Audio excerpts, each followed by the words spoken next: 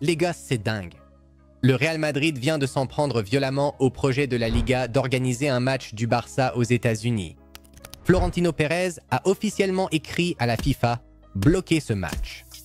Il affirme que cela donne un avantage injuste à Barcelone et crée un précédent dangereux pour tout le football. Imaginez, aujourd'hui, le Real contre le Barça à Miami, demain, El Clasico à Los Angeles. Voici la situation.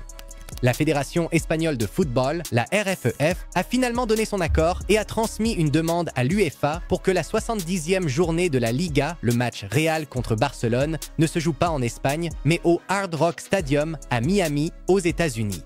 Oui, le même stade où jouent les Miami Dolphins.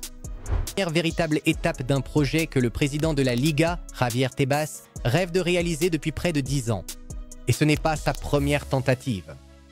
En 2018, il voulait déjà organiser un match Barça contre Gérone à l'étranger, puis un Real contre l'Atlético, mais la RFEF et plusieurs personnalités influentes ont dit non.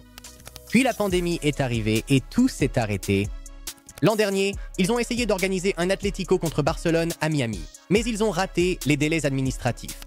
Cette fois, c'est différent. La RFEF a changé. Après la démission de Rubiales, les relations avec la Liga se sont améliorées et Tebas est même devenu vice-président de la fédération.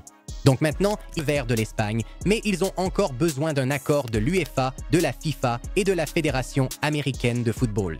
Voici un autre rebondissement. Relevant Sports, qui appartient au propriétaire des Miami Dolphins, a déjà poursuivi la Fédération américaine de football en 2019 pour avoir bloqué un match de championnat équatorien à Miami. La bataille judiciaire a duré 6 ans et vient tout juste de se terminer par un accord. Depuis, la FIFA s'est montrée plus ouverte à ses idées. Mais il reste encore des problèmes. Le syndicat des joueurs espagnols veut des détails et une réunion officielle. Le Real doit indemniser ses 19 500 abonnés, soit en leur offrant le vol gratuit pour Miami, soit en leur accordant une réduction de 20% sur leur abonnement. Et voici un cauchemar logistique. Le 21 décembre, le Hard Rock Stadium est déjà réservé pour un match de NFL, les Miami Dolphins contre les Cincinnati Bengals. Convertir le terrain en une journée, ça va être une vraie mission. Revenons maintenant au Real Madrid. Ils sont furieux. Au lieu d'un déplacement difficile chez le Real, le Barça joue sur terrain neutre devant un public qui sera acquis à 90% à leur cause. Madrid presse l'UEFA de faire pression sur la RFEF et le Conseil supérieur des sports espagnols pour qu'ils interviennent.